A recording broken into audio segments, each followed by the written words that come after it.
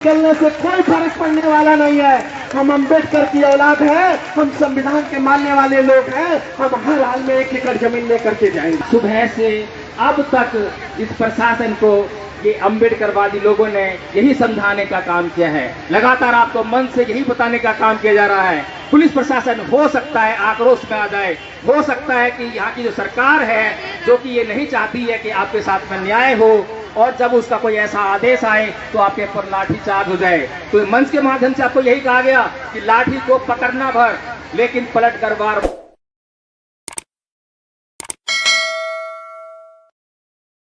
निकलने से कोई फर्क पड़ने वाला नहीं है। हम अम्बेडकर की औलाद है, हम संविधान के मानने वाले लोग हैं। हम हर हाल में 1 एकड़ जमीन लेकर के जाएंगे। तो जैसे धैर्य बना करके थोड़ी देर और आप लोग बैठिए।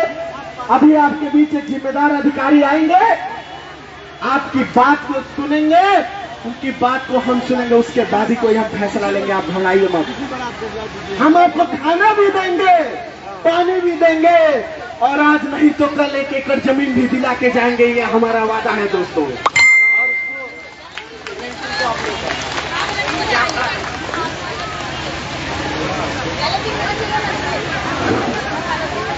बाबा साहब अमर रहे, बाबा साहब अमर रहे, बाबा साहब अमर रहे।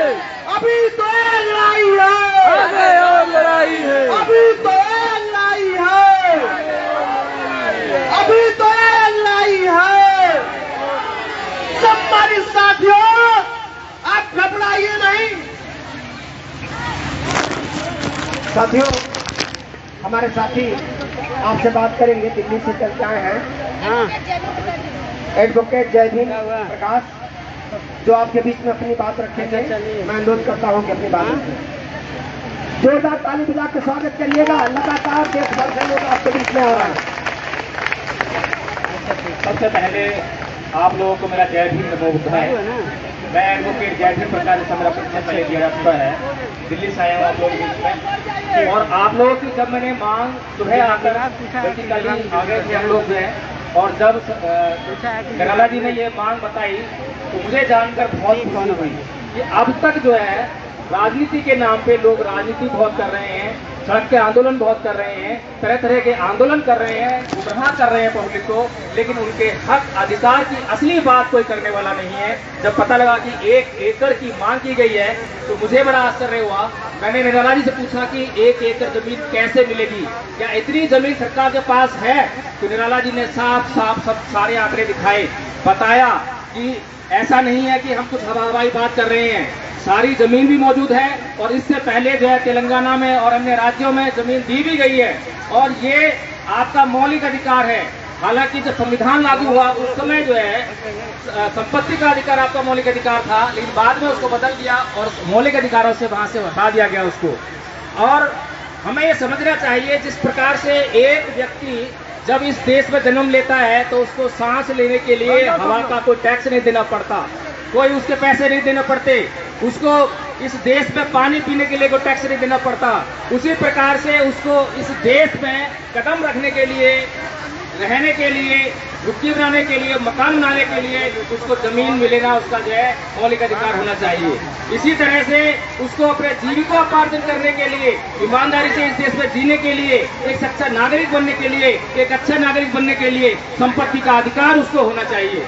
तो साथियों, ये जो आपका अधिकार है, ये आपका मौलिक अधिकार है, प्राकृतिक अधिकार है, आपकी जरूरत का अधिकार है। आप कोई ऐसी मांग नहीं कर रही है जो नाजायज हो, आपकी बड़ी जायज मांग है, और हम अपनी जायज मांग को लेकर प्रदर्शन कर रहे हैं, ये धरना कर रहे हैं। यहाँ पर बैठकर सरकार से कोई अन्याय नहीं करवा रहे हैं, कोई उससे कोई अपराध नहीं करवा रहे हैं, उससे बल्कि न्याय करवा रहे हैं, उससे पुण्य करवा रहे हैं। अगर सरकार आपकी मांग को मान लेती है तो उससे जो ये सरकार है, आपने लगातार सुनते आए होंगे कि इसको हिंदू राष्ट्र बनाने का सपना देख रही है, कि भारत को हिंदू राष्ट्र बनाना है। तो हम चाहते हैं कि आपका हिंदू राष्ट्र जो है ऐसा राष्ट्र होना चाहिए जिसमें जो है हर एक नागरिक को उसको बराबर का अधिकार मिले, समानता का अधिकार संविधान हमें देता है। लेकिन क्या आप समानता का अधिकार हमें देने के लिए तैयार हैं?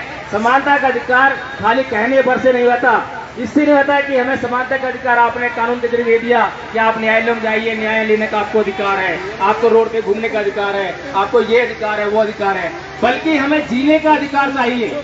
हमें जीने का अधिकार जब तक नहीं मिलेगा उतना ही जीने का अधिकार, जितना इस देश में अडानी को जीने का अधिकार है, जितना इस देश में अंबानी को जीने का अधिकार है, जितना इस देश में योगी जी को जीने का अधिकार है, जितना इस देश में मोदी जी को जीने का अधिकार है, जब तक हमें उतना ही जीने का अधिकार, उतने ही सम्मान और स्वाभिमान के साथ जीने का अधिकार नहीं मिलता, तब तक हमें ये समानता का अधिकार मानने को माने सकता। साथियों, ये देश बुद्ध का देश है, लेकिन दुर्भाग्य है कि इस देश के लोगों ने बुद्ध को बुला दिया। अगर इस देश के लोगों ने बुद्ध को न बुलाया होता तो ये शासन प्रशासन और आप सभी लोग जो है यहाँ पर इतने प्रताड़ित और इतने विचलित ना हुए होते। भगवान बुद्ध ने इस देश को, पूरे संसार को संदेश देते हुए कहा कि ना ही वेरेन वेरान समंति अवेरेन चय समंति ऐस धर्मो सनातनो, कि वैर से कभी वैर शांत नहीं होता, अवैर से ही वैर शांत होता है। आज सुबह से अब तक इस प्रशासन को ये अम्बेडकरवादी लोगों ने यही समझाने का काम किया है, लगातार आपको मन से यही बताने का काम किया जा रहा है। पुलिस प्रशासन हो सकता है आक्रोश में आ जाए, हो सकता है कि यहाँ की जो सरकार है जो कि ये नहीं चाहती है कि आपके साथ में न्याय हो, और जब उसका कोई ऐसा आदेश आए तो आपके ऊपर लाठी चार्ज हो जाए। तो मंच के माध्यम से आपको यही कहा गया कि लाठी को पकड़ना भर, लेकिन पलट कर वार मत करना। ये भगवान बुद्ध की वाणी है, भगवान बुद्ध के सिद्धांत से चलने वाला देश है। तो भगवान बुद्ध को मानने वाले लोग कभी भी अन्याय नहीं कर सकते। हालांकि जो दूसरी बात करते हैं वो लगातार हिंसा की बात करते हैं, हिंसा के साथ में अत्याचार करने की बात करते हैं, और हिंसा और अत्याचार से आपके हक और अधिकारों का दमन करने की बात करते हैं, आपके अधिकारों को छीनने की बात करते हैं। हमें जो है अपने अधिकारों की सुरक्षा करनी है, हमें अपने अधिकार की सुरक्षा करने का पूरा अधिकार ये भारत का संविधान देता है, और इस अधिकार को हमसे कोई छीन नहीं सकता।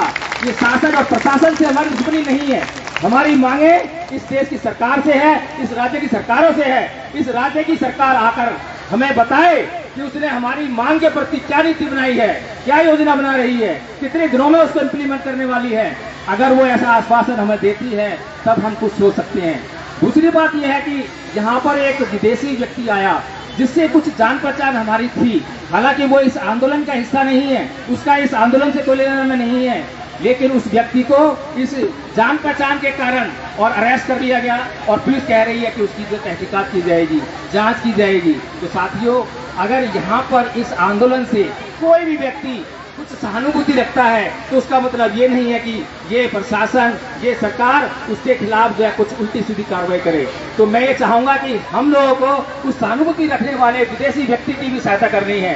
जब तक उस व्यक्ति को रिलीज न कर दिया जाए तब तक हमें जो है कोई भी यहाँ पर ऐसा निर्णय नहीं लेना है जिससे कि उस व्यक्ति पर कुछ आंच आ जाए। तो हमें मेरी मांगे पूरी हो, मेरी मांगे पूरी हो, मेरी मांगे पूरी हो, मेरी मांगे पूरी हो, मेरी मांगे पूरी हो, चाहे जो मजबूरी हो। मैं निराला जी का बहुत बहुत धन्यवाद करता हूँ कि उन्होंने इस देश में ऐसी मुहिम चलाई है जो आपकी जरूरत है। जब हमारी कोई बात जरूरत बन जाती है तो हम मर मिटने के लिए तैयार हो जाते हैं। आज हम लोग इस बात को समझ चुके हैं कि हाँ, ये 1 एकड़ जमीन जो है हमारी जरूरत बन गई है। अब इसके बिना हमारा गुजारा नहीं हो सकता, अब इसके बिना हमारे मान सम्मान और स्वाभिमान की रक्षा नहीं सकती। इसीलिए आज हमने निर्णय लिया है, सुबह से भूखे प्यासे बैठे हैं और अंतिम दौर तक यहाँ बैठने के लिए तैयार हैं। तो मैं धन्यवाद करता हूँ, बार बार धन्यवाद करता हूँ निराला जी का, उन्होंने इतना महत्वपूर्ण मुद्दा आप लोगों के बीच में लेकर आए। और सबसे बड़ा धन्यवाद आप लोगों का कि आपने उस महत्वपूर्ण मुद्दे को समझने का काम किया और निराला जी के साथ में यहाँ पर कंधे से कंधे मिलाकर यहाँ पर खड़े होने का काम किया। इसी आगे अपनी बात करता हूँ। जय भीम। वापस